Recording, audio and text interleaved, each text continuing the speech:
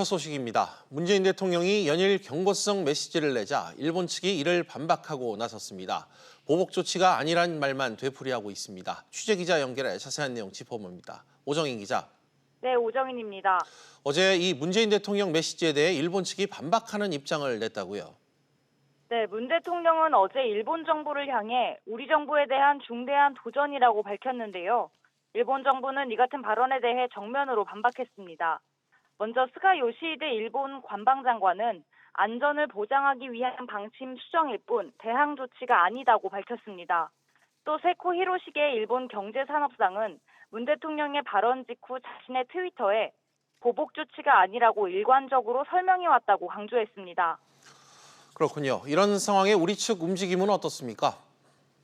오늘 오전 홍남기 경제부총리 겸 기획재정부 장관은 정부 서울청사에서 일본 수출 규제 대응 관계장관 회의를 주재했습니다. 정부는 일본의 이번 조치와 관련해 최근 동향을 공유하고 필요한 조치와 대응 상황을 점검하는 데 집중할 계획입니다. 또 정부와 더불어민주당은 조금 전인 오후 4시 30분부터 당청 연석회의를 열고 대응책 마련에 나섰습니다. 이어 오는 18일 여야 5당 대표들이 대책 논의를 위해 청와대에서 만날 예정입니다. 네, 한일 갈등에 대한 외신 반응은 어떤지도 짚어주시죠. 네, 중국 매체들은 한일 양국 갈등이 격화되고 있으며 단기간 내 회복이 어려울 것이라는 등의 보도를 내고 있습니다. 또 미국 뉴욕타임즈는 아베 일본 총리에게 국가 안보를 명분으로 수출 제한 조치를 휘두르는 트럼프 대통령을 따라한다면서 이번 일본 조치가 글로벌 무역 체제를 위협할 수 있다고 비판했습니다. SBS CNBC 오정인입니다. 데이비드 스틸웰 미 국무부 동아시아 태평양 차관보가 오늘 밤 우리나라를 방문합니다. 한일 간 갈등이 증폭되는 가운데 미국이 어떤 메시지를 내놓을지 관심이 쏠리고 있습니다. 정지환 기자가 보도합니다.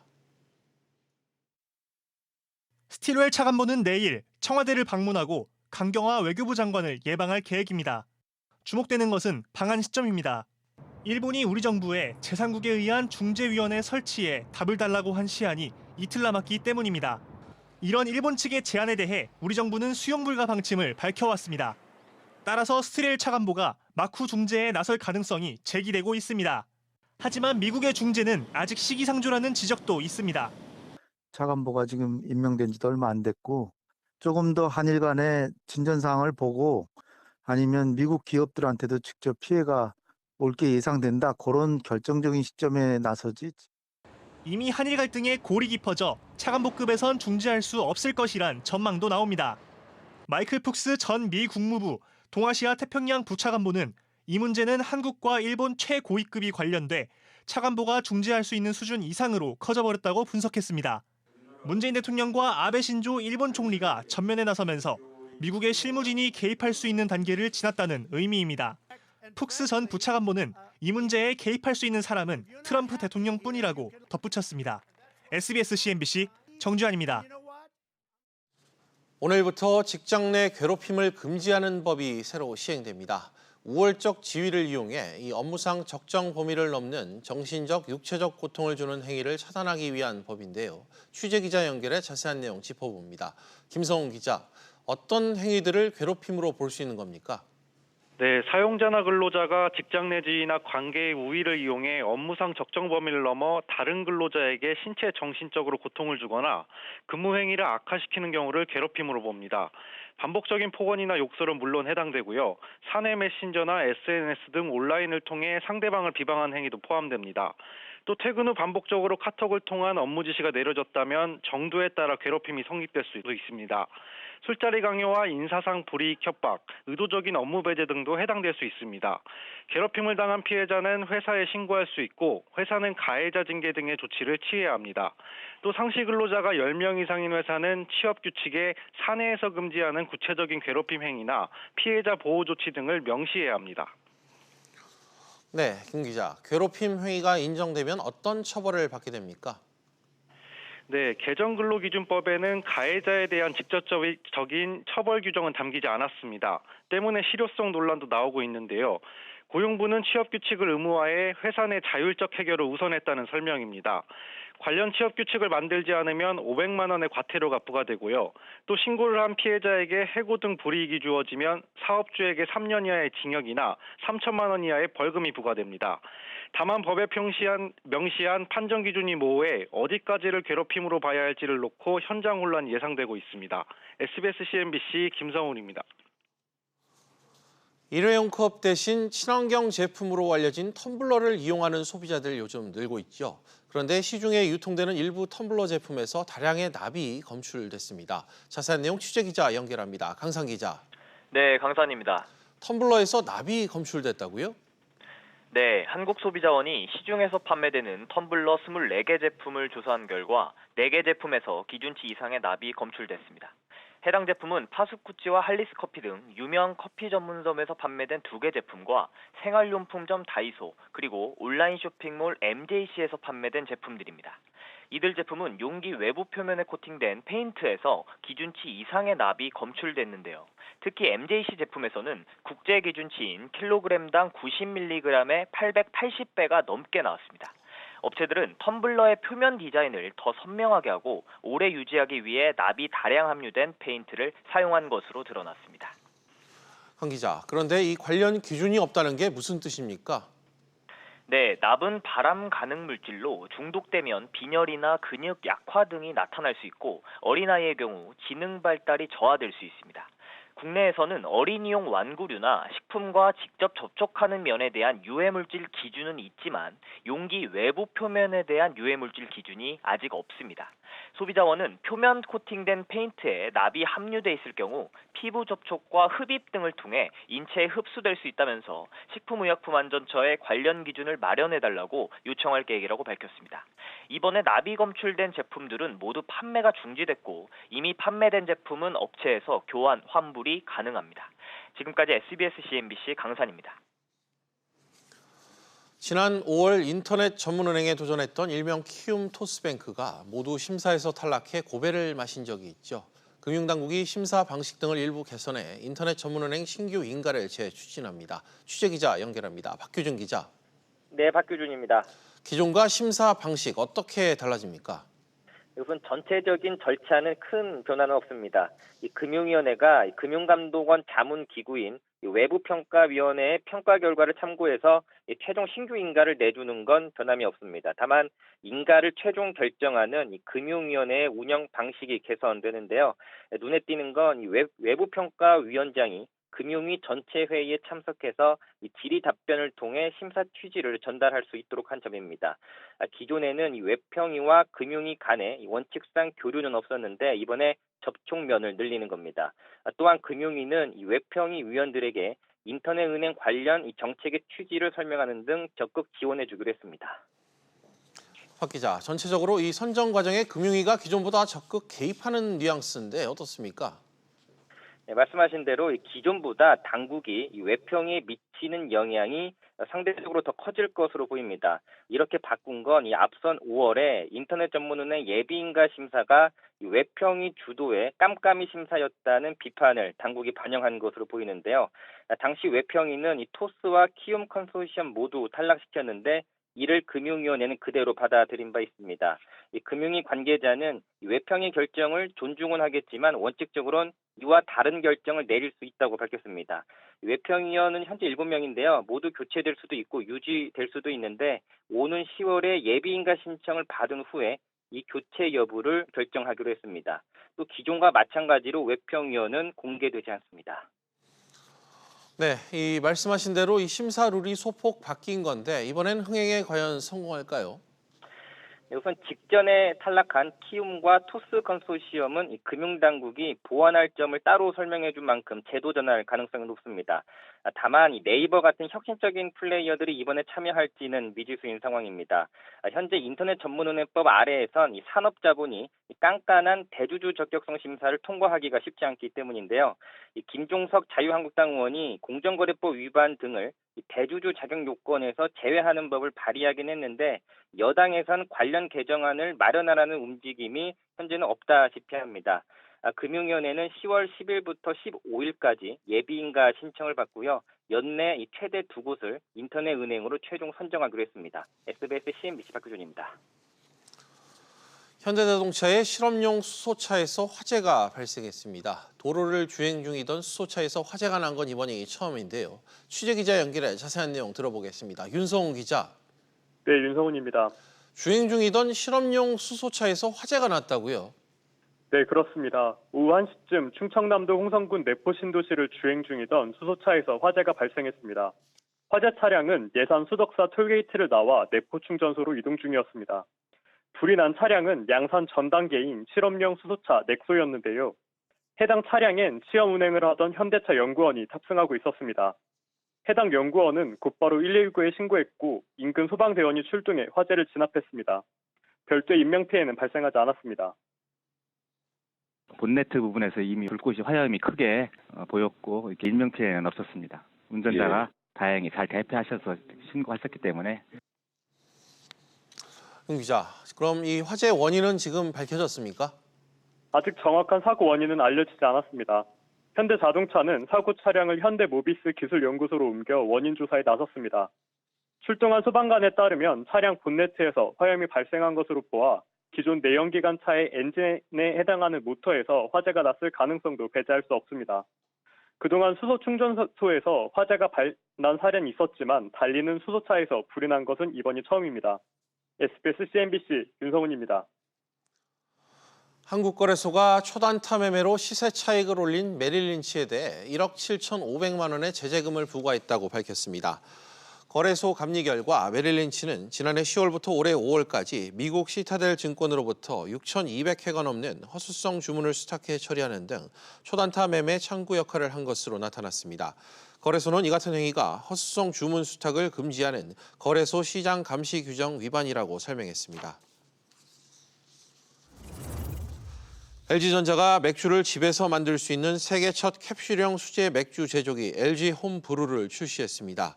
캡슐과 물을 기계에 넣으면 발효부터 숙성, 보관까지 자동으로 진행되며 2, 3주면 약 5리터의 맥주를 맛볼 수 있습니다. LG전자는 한국에 이어 내년 해외 시장 출시도 적극 검토하고 있습니다.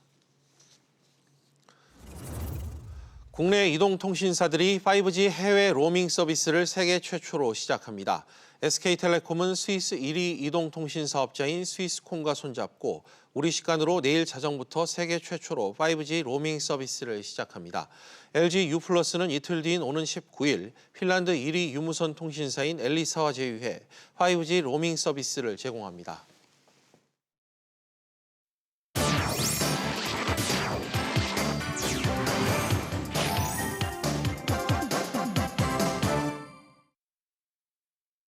주요 이슈를 체크해보는 시간 이슈 체크 오늘입니다. 그럼 바로 첫 번째 이슈부터 확인해 보도록 하겠습니다. 화면 보시죠. 일본 추가 보복 위협. 일본이 반도체 소재 세계 품목의 수출 규제에 이어 한국을 백색 국가에서 제외하겠다는 조치를 가시화하면서 파문이 커지고 있습니다. 우리 기업이 입을 피해와 또 정부 대응은 어떤지 산업부 윤지혜 기자와 이야기 나눠보겠습니다. 윤 기자, 네. 통상적으로 우리가 화이트리스트라고 표현을 지금 하고 있죠. 네. 우리나라가 일본의 우방국 명단에서 제외되면 어느 정도의 산업계 피해가 예상됩니까? 네, 우선 일본의 화이트리스트에서 한국이 빠지면 우리나라로 들여오는 모든 전략 물자는 일본 정부로부터 개별적으로 이 수출 허가를 받아야 하는 상황인데요. 기존 세계 품목 수출 제한이 반도체만을 겨냥했다면 때문에 이 화이트리스트 배제는 우리나라 신성장 산업을 겨냥한 걸로도 볼 수 있습니다. 네. 일본 경제산업성에서 외국환관리법 수출 전략 물자 관리 규정 내에서 된 이 품목이 1,100개에 달하는데요. 전문가 의견 직접 들어보시겠습니다. 굉장히 느슨하게 규정을 해서 잘못하면 모든 걸 포함할 수 있을 정도로 그렇게 규정이 되어 있는 게 일본의 외국환관리법 규정이에요. 하고 있는 많은 품목들이 대부분 걸리게 되죠. 배터리, 드론, 또 화학, 수소 자동차, 로봇 부품 이런 것들 다 들어가 있어요. 지금 취재하신 교수 인터뷰 들어보면 사실상 거의 모든 산업 품목이 포함된다고 보여지는데 우리 정부는 지금 어떻게 대응하고 있습니까? 네, 정부는 조금 전 4시 30분쯤 국회에서 이 각도로 이 방안을 마련하기 위해서 당청 연석회의를 열었습니다. 국내 기업의 피해를 최소화하기 방안을 모색하기 위해서입니다. 이런 가운데 일본 NHK가 보도를 했는데요. 정승일 산업통상자원부 차관이 일본에 대해서 국장급 협의를 제안했다 이렇게 전했습니다. 정부가 화이트 리스트에서 한국을 제외하려는 것과 관련해서 일단 자리를 마련하려고 한다 이런 설명입니다. 예, 그런데 뭐 아시다시피 외교적으로 지금 풀어야 할 사안인 것 같은데 보다 실질적인 조치가 필요하다 이런 지적들이 계속해서 나오고 있죠. 네, 맞습니다. 때문에 한국이 눈에는 눈, 이에는 이의식의 이런 상승 조치를 택할 수도 있다. 이런 보고서도 나오고 있는데요. 네. 대외경제정책연구원에 따르면 이 한국 정부가 택할 수 있는 대응 방안으로 이 상응 조치라는 개념이 처음 언급됐습니다. 상응 조치는 한마디로 일본산 상품과 서비스의 시장 접근을 제한하고 관세를 인상하거나 기술 규정이나 인증 심사를 강화하는 등의 이런 방법을 의미합니다. 다만 우리도 이렇게 맞보복에 나설 경우 서로 간 이 대응이 반복되면서 이뤄지면서 양국 간 이 피해가 상당할 것이란 지적도 많습니다. 이 한일 갈등이 일반적인 무역 전쟁과 달리 상대국의 핵심 산업 필수 중간재 수출을 통제하기 때문에 결국 공급망이 우려되고 붕괴가 될 우려가 있고 또 이 한일 모두가 GDP가 감소하는 등의 여파가 생기면서 중국이 반사이익을 얻을 수도 있다. 이런 지적이 나와서 우려가 커지고 있습니다. 네, 김 기자 잘 들었습니다. 그럼 다음 이슈로 넘어가 보겠습니다. 두 번째 이슈입니다. 달라지는 직장 문화. 오늘부터 직장 내 괴롭힘이 금지되고 내일부터는 채용 부정 청탁 또 구직자 정보 요구도 법적으로 금지됩니다. 부당함에도 그동안 참았던 부분들 개선될 것이란 기대와 함께 벌써부터 우리 우려 또한 나오고 있습니다. 경제부 이한승 기자와 이 내용 자세히 짚어보겠습니다.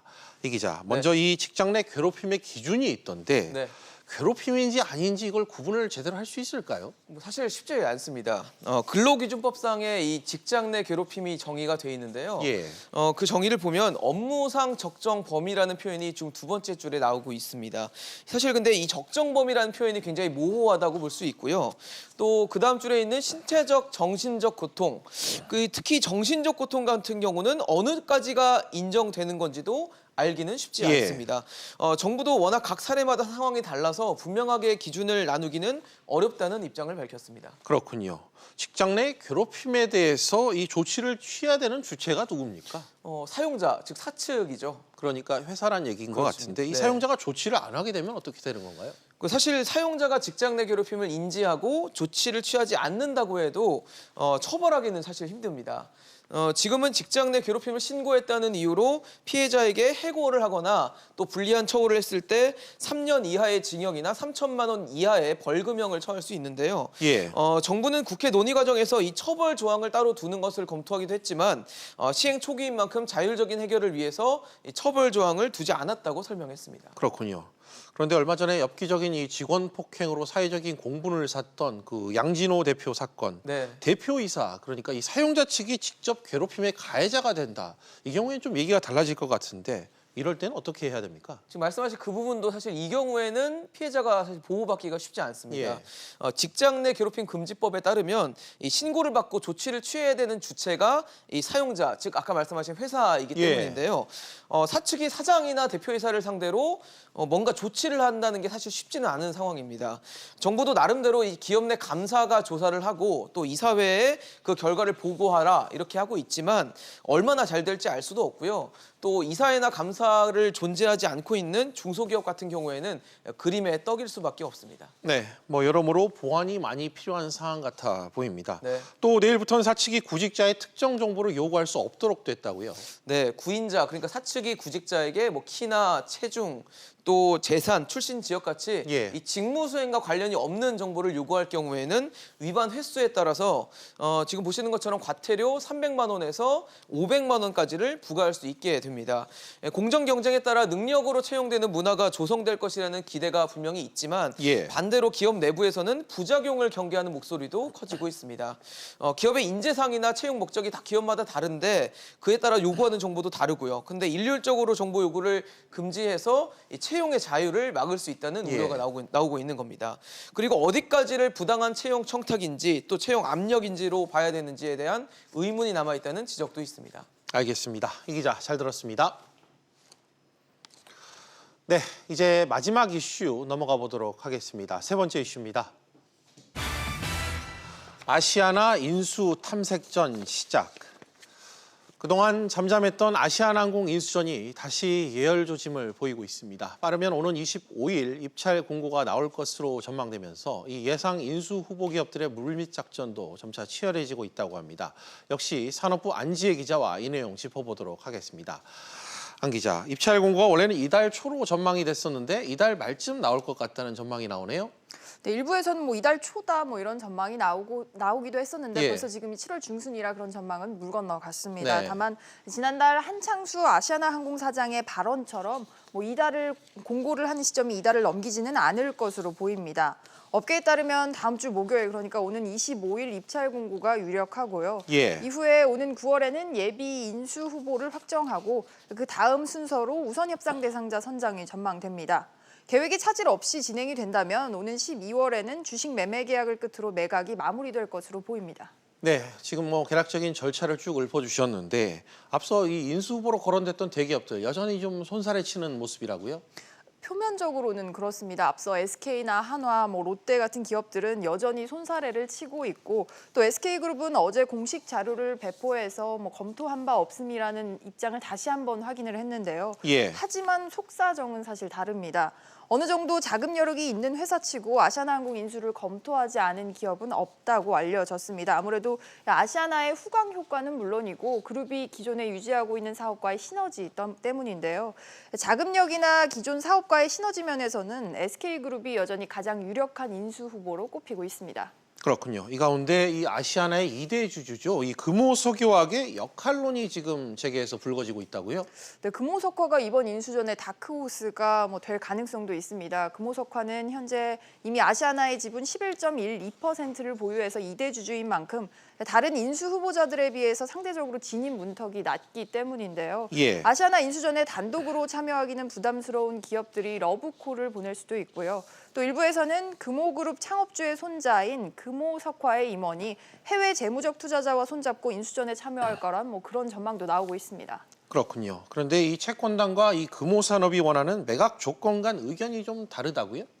맞습니다. 이번 인수전은 이 최대 주주인 금호산업이 보유한 아시아나 지분, 그러니까 구주를 매각하는 것과 또 신주를 추가 발행하는 형태로 진행이 되는데요.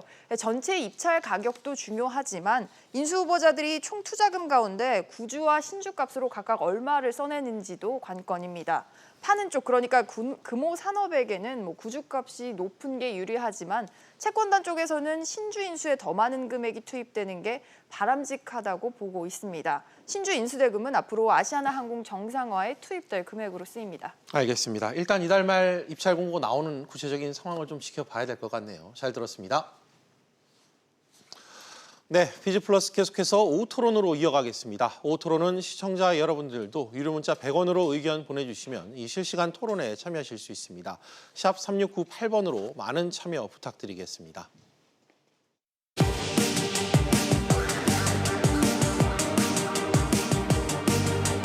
일본 정부의 이번 조치가 결국에는 일본 경제에 더 큰 피해가 갈 것임을 경고해 둡니다.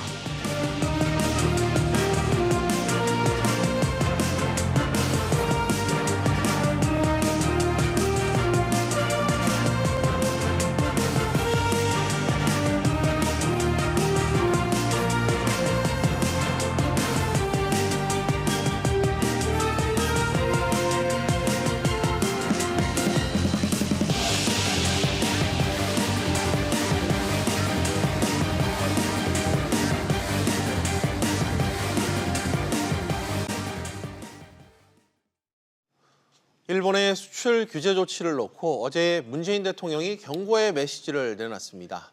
대일 공개 메시지는 이번이 세 번째인데요. 이전보다 훨씬 수위가 높고 강경해졌습니다. 문재인 대통령 발언 먼저 잠시 들어보시죠. 우리 기업들은 일본의 소재, 부품, 장비에 대한 의존에서 벗어나 수입처를 다변화하거나 국산화의 길을 걸어갈 것입니다. 결국에는 일본 경제에 더 큰 피해가 갈 것임을 경고해 둡니다. 네, 한편 문재인 대통령 또 여야 대표의 회동이 오는 18일로 확정이 됐습니다. 일본 수출 규제와 관련해 실효적 대안이 나올지 관심인데요. 또 이 18일은 이 강제징용 배상 판결과 관련해 일본 측 중재위원회 설치 요청 답변 시한이기도 합니다. 만약 우리 정부가 중재위 요청에 응하지 않을 경우 일본은 추가 제재에 나서겠다는 방침을 이미 밝힌 바 있는데요. 사실상 이번 주가 한일 갈등의 분수령이 될 것으로 보입니다. 오늘도 세 분의 전문가 모시고 이야기 나눠보겠습니다. 오대원 경기대 글로벌 비즈니스학과 교수, 또 이주환 하나금융 경영연구소 연구위원 나오셨습니다. 또 노동일 경희대 법학전문대학원 교수도 함께하겠습니다. 세 분 어서 오십시오. 네, 안녕하세요. 네, 먼저 연구위원님께 여쭙겠습니다. 일본이 수출 우대국 목록, 즉 화이트리스트에서 한국을 제외하는 것을 기정사실화한 게 맞죠? 지난주 금요일이었죠. 12일 날 한일 간의 이제 실무자 회담이 있었고 그곳에서도 이미 일본 관료들이 언급을 했었고요. 또 최근에 또 일본 정부에서 또 다른 매체들과 인터뷰를 통해서도 꾸준히 제기하고 있기 때문에 결국 아마 8월 중에 될 것으로 대부분 예상을 하고 있는데 그때 법 개정이 있기 때문에 법 개정하는 와중에서 화이트리스트에서 한국을 제외하는 것은 거의 기정사실화 받아들여야 될 것 같습니다. 알겠습니다. 지금 이 첨단 소재, 전자, 통신과 같은 약 1,100여 개 품목이 영향권에 지금 놓일 것으로 이 우리나라 안팎에서 예상을 하고 있습니다. 연구위원님, 어느 정도 파장이 일지 정확히는 모르겠습니다. 가장 우려스러운 품목들이 어떤 것인지도 좀 궁금하고요. 지금 업계에서는 어떻게 보고 계십니까? 제가 급하게 그 15개 항으로 구성되어 있는 일본에서 관리하는 전략물자 리스트를 좀 급하게 살펴보긴 했었는데요. 우리나라 산업에 특히 주력 산업에 좀 영향이 많이 미칠 만한 것들이 일본의 분류 체계대로 하면은 첨단 소재 쪽이 있을 것 같고요. 그다음에 그 뒤에 전자라는 부분, 그리고 사실은 저희들 센서라든가 광학, 그다음에 정밀기기 같은 것도 다 포함되어 있고요. 그다음에 굉장히 광범위하게 있는 것들이 화학 무기라는 곳에 돼 있는 많은 케미컬들이 있는데 먼저 저희가 선제적으로 3가지 품목에 대해서 했던 대부분들이 화학 무기라는 그 항에 들어가 있는 것들이고요. 그다음에 그 정말 우리한테 큰 영향을 미칠 만한 것들이 가장 모여 있는 거는 첨단 소재하고 전자 부분인데 보면은 일단 반도체가 가장 집중적으로 타격을 받을 수밖에 없는 것으로 돼 있어서 반도체의 경우는 웨이퍼에서부터 시작해서 반도체를 제조할 때 들어가는 모든 공정 장비를 처음부터 끝까지가 다 포함되어 있고요. 공장 자동화 관련된 부분, 그다음에 공정 설비에서 실제 웨이퍼 하나하나로 움직이는 그 로봇 같은 것들도 다 포함이 되어 있고 테스트와 측정 장비가 다 되어 있고요. 그다음에 2차 전지와 같은 배터리류랑 광학 센서 같은 것들, 그다음에 정밀 측정 장치들이 있고, 그다음에 아마도 정확하지는 않지만 제가 볼 때는 디스플레이에 쓰이는 아마 증착 장비일 것 같은데 코팅이라는 항목으로 되어 있는 것들이 있는데 잘 살펴보면 반도체는 별도로 구분되어 있기 때문에 반도체가 아닌 증착 장비라고 생각하면 대부분 우리들이 디스플레이에 들어가는 코팅, 그 방막 증착 장비들이 아마 그것이라 생각되는데 그것들도 세분화해서 CVD, PVD, 이온 증착, 그다음에 여러 가지 이온빈까지도 광범위하게 다 포함이 돼 있는 것 같습니다. 몇 개 품목은 참 이해가 쉽게 되지 않는 품목들입니다만 말씀하신 바로는 산업계에 상당히 영향을 미칠 만한 품목들이 다수 포함된 것으로 파악이 되는 것 같습니다. 오 교수님, 그런가 하면 이 올해 일본의 수출 증가율이 마이너스를 기록한 것으로 나왔는데 이번 한국 수출 규제로 더 위축되진 않을지 일본 내에서도 비판의 목소리가 좀 커지는 것 같습니다. 예, 그렇습니다. 실익이 없는 것이 아니냐라는 비판도 나오고 있고 경제계에서 우리 단골에 대한 공격이 또 우리가 무역 흑자를 보는 나라에 대한 공격이 장기적으로 이게 우월한 선택이 아니다라는 얘기도 있지만 그 외에 다른 목적이 있는 것인가 하는 생각이 들 정도로 이제 일본 자체도 경제에 분명히 타격이 간다는 것을 인식하고 있는 상태입니다. 그럼에도 일본 정부가 한국에 대한 이 수출 규제 더 나아가서 이 백색 국가 제외 입장을 고수하고 있는 이유 뭐라고 좀 봐야 될까요? 이 백색 국가 화이트리스트라는 건 사실 안보 우방국에 속한다고 하는 27개 나라들의 리스트 아닙니까?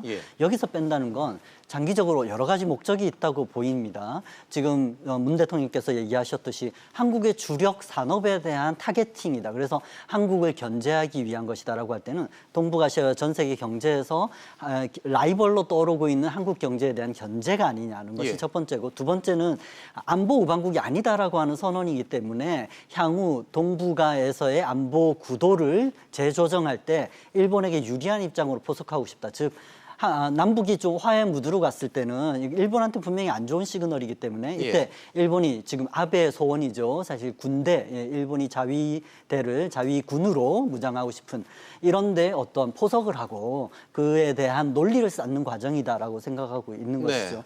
여러 가지 방면에서 이거는 자기들은 이제 양수겸장이나 꽃놀이패를 잡았다라고 생각하는 것이라는 그런 정황이 여기저기서 보이고 있습니다. 일본 내에서도 정치적 목적을 달성하기 위한 수순의 일환으로서 하나씩 밟아가고 있는 그런 단계적 조치다. 예, 그렇습니다. 그렇게 좀 말씀을 해주셨습니다. 이번에는 노 교수님께 좀 여쭙겠습니다.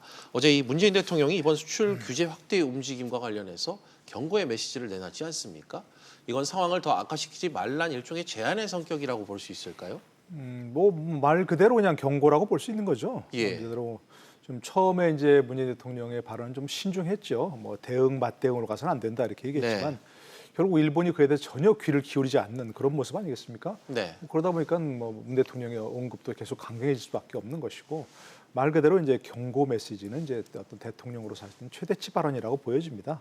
그러니까 그런 점에서 봤을 때 지금 잘 말씀하셨지만 사실은 이것이 처음에는 그냥 뭐 이 참여연 선거를 의식한 뭔가 정치적 제스처 아니겠느냐 이 정도 했는데 지금 많은 분석이 나오는 것에 따르면 결국 그에서 그치지 않을 것이라는 게 상당 대부분의 이제 예측이거든요. 결국 그 참여연 선거 또 이제 개헌 그리고 정상 국가화 전쟁 가능한 국가 그걸 발판으로 한 동북아 질서의 재편, 동북아의 패권 경쟁 이런 것이 담겨 있다고 본다면 문재인 대통령도 그냥 신중하고 유연하게만 대응해서는 안 되겠다 하는 그런 생각을 분명히 있었을 겁니다. 그렇기 때문에 경고라는 말까지 썼고요. 물론 이제 그럴 수 있습니다만 의미가 있습니다만 일본도 그에 대해서 뭐 우리 대통령의 언급이라든지 발언, 경고 이런 것에 귀를 기울일 자세가 전혀 안 돼 있기 때문에 이 다음 행보는 어떻게 될 것인지는 상당히 좀 고민되는 그런 부분이라고 할 수 있습니다. 알겠습니다. 방금 이 노 교수님께서 하신 말씀에 연관지어서 연구위원님께 좀 덧붙여서 여쭙는다면 이 문재인 대통령이 사태가 장기화되면 일본 경제에 더 피해가 갈 수 있다 이렇게도 언급을 했단 말이죠. 사실 이 부분과 관련해 좀 팩트 체크를 하고 싶은 게 일본 경제에도 좀 적지 않은 타격이 예상되는 게 맞나요? 사실 지난주 정경련 세미나에서도 사실은 그 연구 결과가 나오기도 했었고 최근에는 글로벌 IB에서도 비슷하게 일본과 한국이 GDP 성장률이 얼마나 감소할 수 있을지 이런 것들이 나왔었는데 사실 저희 글로벌 밸류 체인을 좀 따져본다면 저희들 답은 금방 나올 것 같습니다. 지금 저희들이 이미 지금 저희들이 제재가 시작되어 있는 세계 품목에 대해서 일본으로부터 연간 수출하는 금액이 기껏해야 5천억 원 정도가 되거든요. 그런데 작년 한 해 보면 저희들이 그걸 가지고 만드는 수출하는 반도체는 120조 원, 130조 원이 된단 말이죠. 결국에는 지금 저희들 협업 구조가 어떻게 돼 있냐 하면 우리들은 굉장히 필수적이지만 금액으로 따지면 얼마 되지 않는 5천억 원이 막히게 되면 135조 원의 수출을 못하게 되는 구조로 돼 있다 보니까 사실은 대부분의 품목들이 저희가 소재나 부품을 사서 완제품 내지는 중간 제품으로 가는 구조가 돼 있잖아요. 그다음 결국에는 레버리지가 발생하는 거기 때문에 타격의 정도를 보면은 소재를 파는 업체들보다는 또한 그런 국가보다는 그보다 더 윗단에 있는 완제품에 가까운 쪽에 있는 반제품을 파는 국가가 더 금액적으로 큰 손실을 볼 수밖에 없는 구조고요. 또 마찬가지로 나아간다면은 중국을 또 예를 들 수가 있는데 중국은 저희들의 최대 반도체 수출국인데 또한 중국은 그럼 그 반도체를 가지고 뭐 PC도 만들고 휴대폰도 만들고 다양한 가전제품도 만드는데 거기서 또 한 번 레버리지가 발생을 하게 되죠. 그래서 우리한테 연간 뭐 수입하는 반도체가 뭐 200조 원이 된다고 하면 그걸로 인해 가지고 그쪽은 또 판매하는 완제품 훨씬 더 큰 액수가 될 텐데 연쇄적으로 전 글로벌리 이런 체인망이 다 타격을 받게 되는 구조이고요. 그래서 결국 한국과 일본만 놓고 본다면 저희들 결국 유리하다고 볼 수 없다는 게 전문가들의 판단이거든요. 무역 구조를 보더라도 연간 200조 원, 250조 원 정도의 늘 저희들이 적자를 보고 있다는 얘기는 사서 써야 되는 게 훨씬 많다는 얘기예요. 파는 것보다는. 그래서 양쪽 다 서로 팔지도 않고 사지도 않는다고 하면 그게 없으면 우리는 만들 수가 없는 쪽에 있는 쪽이 더 불리하다는 것은 자명한 것 같습니다. 알겠습니다. 지금 말씀하신 내용만 놓고 봤을 때 기초 소재를 갖고 와서 우리가 더 가공해서 수출하는 구조가 더 크기 때문에 우리 측 실이 더 많다 이런 느낌이 좀 드는 것 같습니다. 오 교수님, 실제 이 같은 갈등 상황이 무역 분쟁으로 전면전으로 이어졌을 경우 우리 경제 지금과는 차원이 다른 양상으로 피해가 좀 커질 수 있겠어요. 예, 그렇습니다. 우리 정부가 지금 얘기하고 있는 것은 WTO에 제소하겠다는 얘기지만 이것의 해결은 28개월 이상 평균적으로 소요가 되지 않습니까? 그래서 이게 이미 그 시간쯤에는 모든 우리나라의 기업들이 엄청난 타격을 받고 난 다음이기 때문에 좋은 조치가 아닌 것이죠. 지금 일본의 노림수도 그것이고요. 그렇다면 우리가 대응할 수 있는 것은 다른 일반 국제법에서 상응 조치를 하는, 우리가 피해가 발생했을 때 그 피해에 상당하는 만큼 일본 기업에 대한 그 수출 규제라든지 여기에 대한 어떤 제한 조치 혹은 인허가에 대한 깐깐한 조치 같은 거를 제한적으로 시행할 수 있게 되어 있단 말이죠. 물론 그것도 나중에 WTO에 또 제소를 다시 우리가 당할 수도 있습니다만 그건 상호주의 원칙에서 우리가 이렇게 강경하게 대응할 수밖에 없는 것이죠. 이렇게 되면 지금 한국이 큰 타격을 받지만 일본에도 2차 타격, 일본의 전자업체들이라든지 다른 자동차 업체라든지 이런 데들에 대한 타격으로 이어질 수 있죠. 양쪽이 다 안 좋은 상황이 되는 것입니다. 알겠습니다. 뭐 답답한 상황을 시청자도 느끼고 있어서일까요? 끝번호 6348번님께서 의견을 좀 주셨습니다. 국산화 다변화 정책 필요하지만 단기간에는 불가능하다. 이 경고만 하지 말고 우리도 실용적인 대책을 좀 마련했으면 좋겠다. 이런 의견을 주셨습니다.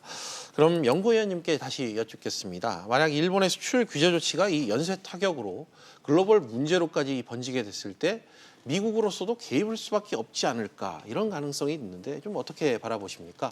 앞서 제가 말씀을 드렸지만 결국에는 우리의 반도체를 사용하는 나라가 중국과 미국이 가장 대표적인 국가고 가장 많이 사용을 하기 때문에 분명히 그곳에서 반도체를 사용한 다양한 제품들을 만드는 기업들이 타격이 있게 되면 분명히 경제에도 영향을 미치게 되고 그렇다면 중국과 미국이 가만히 있을 수는 없게 되는데 근데 문제는 그 시점이 굉장히 한참 뒤가 될 거라고 저는 생각하는 게 결국에는 자국의 경제라든가 자국의 기업들이 분명하게 그다음 확실한 피해가 발생했을 때가 아니면 제3국이 끼어들 수 있는 명분이 서질 않기 때문에 그 전까지는 어떻게 사실은 들어올 수가 없는 상황이거든요. 그런데 그 언제쯤에 될까 하면 결국에는 반도체 생산이 실질적으로 굉장히 많이 급감을 하는 상황이 되고 그다음에 그 중국과 미국에 있는 IT 기업들이 갖고 있는 반도체 재고가 완전히 소진돼서 필요한 물건을 제때 받지 못하는 상황이 됐을 텐데 그 모든 기관들을 해보면 제가 볼 때 최소한 6개월이나 그 이상 수가 될 가능성이 있어서 그렇게 되는 상황이 아니면 명분이 없기 때문에 사실 들어올 여지가 없게 되고요.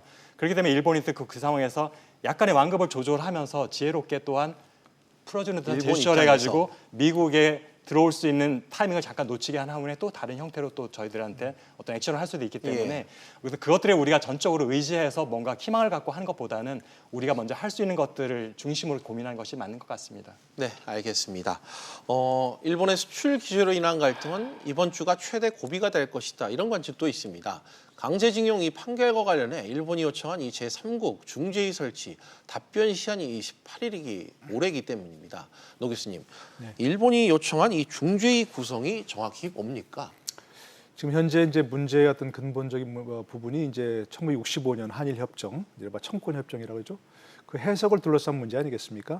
뭐 일본 대법원에서는 청구권 협정, 개인의 청구권 다 소멸됐다고 지금 보는 것이고 그런 판결이 나왔고 계속해서 반면 우리 대법원에서는 개인의 어떤 손해배상 청구권은 불법적인 점유가 있었기 때문에 소멸되지 않았다. 이런 다른 판결이 나왔기 때문에 문제가 되는 거 아니겠습니까? 근데 청구권 협정 3조에 이제 분쟁 해결 절차 규정돼 있습니다. 1항에 보면 이제 이런 문제, 청구권 협정을 둘러싼 문제가 발생하면 일단 외교적으로 해결 노력을 한다는 것이 있고 2항 3항에 보면 결국 외교적 해결 노력을 분쟁 해결이 안 되면 중재위를 구성하자, 제3국을 구성하는 중재위를 구성해서 해결한다는 그런 규정이 돼 있습니다. 뭐 그렇기 때문에 사실은 이런 문제를 둘러싼 그 청구권 해석을 둘러싼 문제가 발생했을 경우는 그런 것으로서 중재위 구성을 통해서 해결해 나간다는 그런 것이 어떤 메커니즘이 구성되어 있는 거죠. 그걸 일본에서는 얘기하고 있는 겁니다. 알겠습니다. 그럼 이 현 시점에서 우리 정부가 중재위 제안을 수용할 가능성 어느 정도로 봐야 될까요? 이제 18일 날 공식적인 그 언급이 있기 전에는 조금 조심스럽습니다만 현재로서는 받아들일 가능성은 좀 없어 보입니다. 일부 보도가 이제 청구의 그런 중재위 구성을 받아들일 가능성도 있다 이렇게 나오니까 오늘 청와대 관계자가 그걸 부인했다는 보도가 또 나왔거든요. 그러니까 현재 어떤 정서상, 감정상 이런 것들 보면 현재 그 또 문재인 대통령의 어떤 그 언급이라든지 또 수석 비서관들의 의견 같은 것들을 들어보면 중재위 구성을 받을 가능성은 현재는 많지 않아 보입니다. 그러나 제 개인적인 생각을 말씀드리면 저는 중재위 구성을 하는 것도 나쁘지 않다고 생각합니다. 그것이 아까 말씀드린 대로 이미 청구권 협정, 한일 협정에서 메커니즘으로 구성돼 있고요. 분쟁 해결 절차. 양국이 지금 아무리 서로 뭐 경고하고 부딪히고 해봐다 결국 악화될 수밖에 없다는 상황은 너무도 뻔한 것이거든요. 그러니까 두 나라가 얘기해서 뭐 분쟁 해결 가능성은 없고 미국이 갑자기 뭐 얘기 들어서 뭐 어느 쪽 편을 들든지 아니면 제3 의견으로서 중재할 가능성도 현재로서는 많지 않고 그렇기 때문에 당장 해결이 안 되더라도 일단 중재위에서 뭔가 논의한다는 그런 절차만 가지고도 상당 기간 동안 우리가 같이 한일 간 논의를 해볼 수 있는 문제거든요. 그러니까 저는 충분히 고려해볼 만하다 생각합니다. 이 문제는 정서적, 감정적으로 아무리 얘기해도 해결되지 않습니다. 뭐 금모으기를 얘기하고 무슨 뭐 불매운동을 얘기하고 뭐 죽창을 얘기해도 정서적으로는 닿을지 몰라도 실질적인 해결책은 전혀 아니지 않습니까? 그렇기 때문에 이 문제는 외교적으로 해결할 수밖에 없는데 외교적으로 해결하는 것은 완승완패가 있을 수 없습니다. 우리가 일본에 무릎 꿇을 수도 없고 아베가 우리한테 무릎 꿇을 수도 없는 그런 상황 아니겠습니까? 그렇다면 이 문제는 중재위에 가서 함께 그 과정에서 함께 논의해보자. 이런 것만 해도 상당히 시간을 벌 수 있고 또 그 과정에서 일본이 그 중재위 논의하고 있는데 새로운 제재를 자꾸 한다? 그러면 일본이 요청한 중재 명분이 없어져 버리는 거죠. 그렇기 때문에 저는 국민 정서상 자꾸 따지지 말고 그런 면은 이제 국민들이 불매운동으로서 메꿔 나가고 정부로서는 현실적인 대응책으로서 중재위 구성을 해보는 것도 저는 나쁘지 않다고 생각합니다.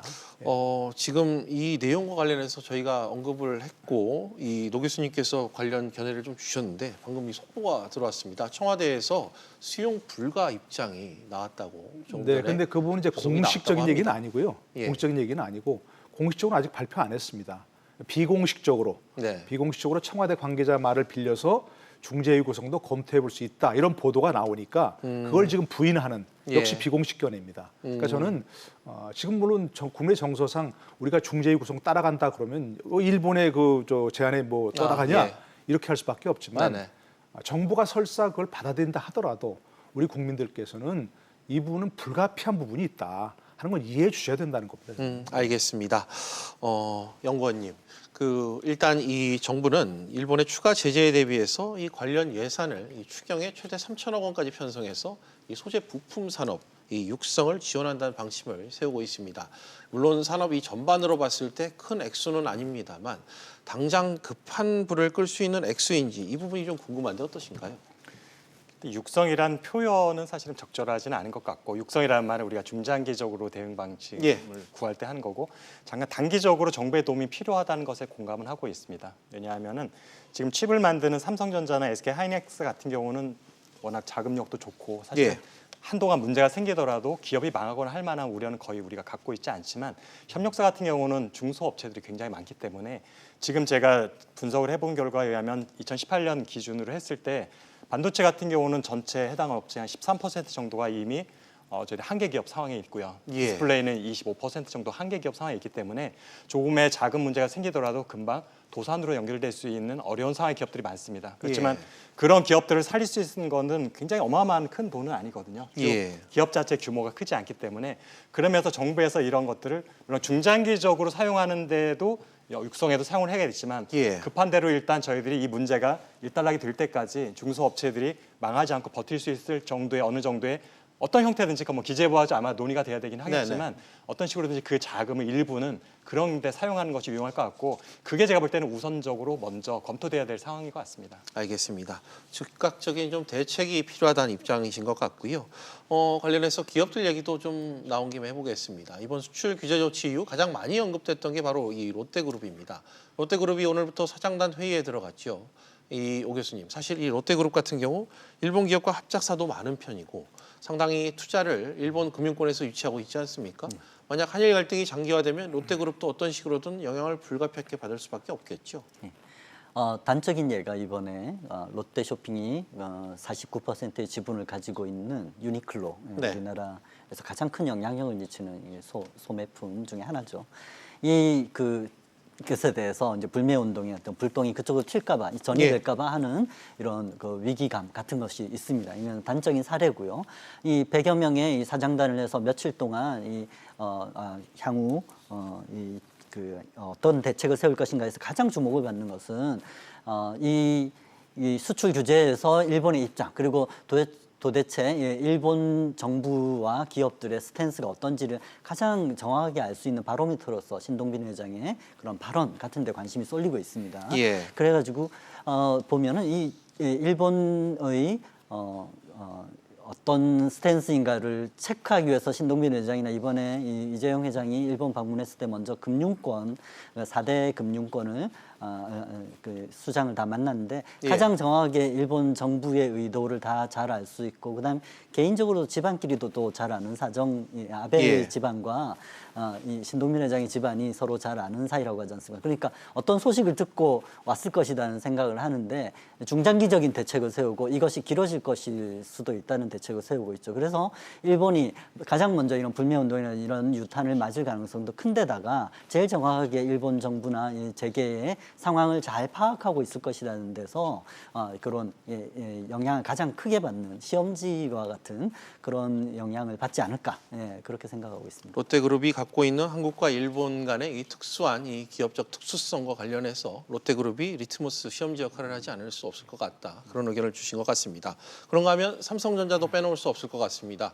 수출 규제가 확대된다면 이 반도체 또 디스플레이 소재에서 스마트폰과 가전 등 이 완성품에도 영향이 커질 것 같은데 연구원님, 삼성전자 이재용 부회장이 일본 방문 직후 경영진을 소집해서 대응책을 주문하기도 했습니다. 지금 이 삼성전자의 상황 정확히 산업계에서는 어떻게 보고 있습니까? 기업의 입장에서는 아무래도 어떤 최악의 상황까지도 고려를 해서 컨텐전시 플랜을 마련하기 때문에 아마 그런 의미에서 당장에는 아직은 소재 문제로서 반도체 칩과 디스플레이 패널의 문제가 되지만 이것들 또한 부품으로 사용하게 되는 완제품, 스마트폰 같은 쪽 영향이 연쇄적으로 있을 수밖에 없기 때문에 미리 그룹 차원에서 지금부터 준비를 하라는 메시지로 보이고요. 네.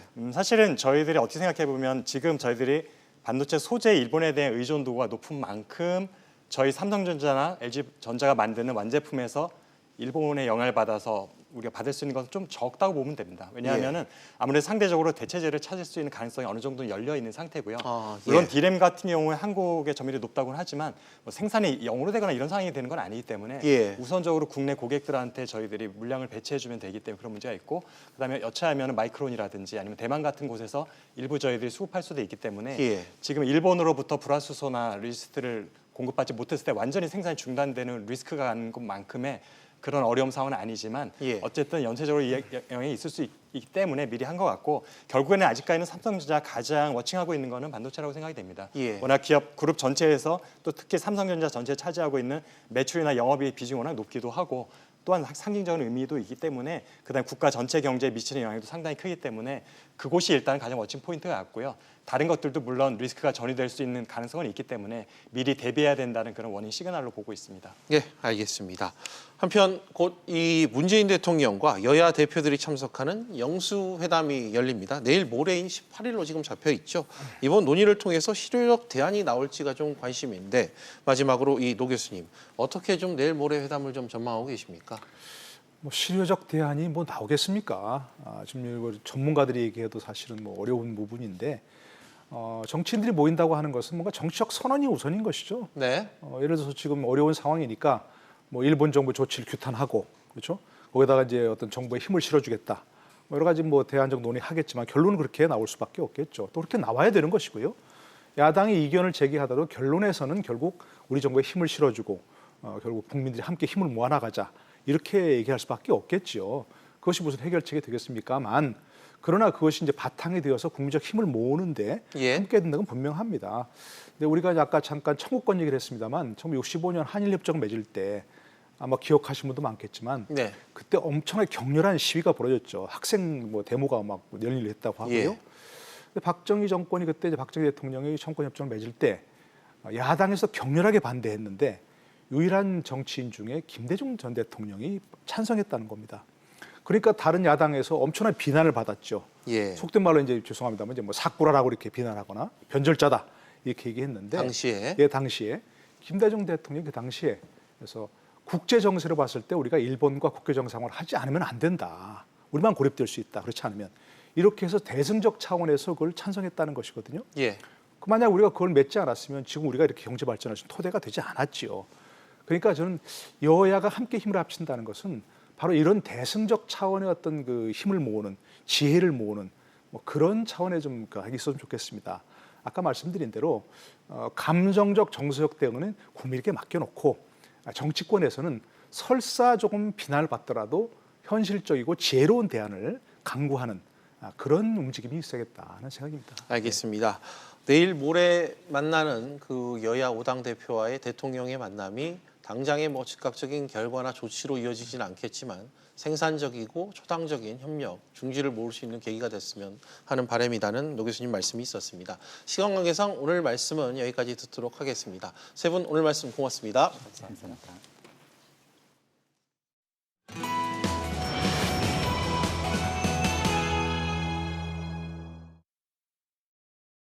네, 비지 플러스 오늘은 여기까지입니다. 다음 뉴스는 7시 뉴스 프리즘에서 이어집니다.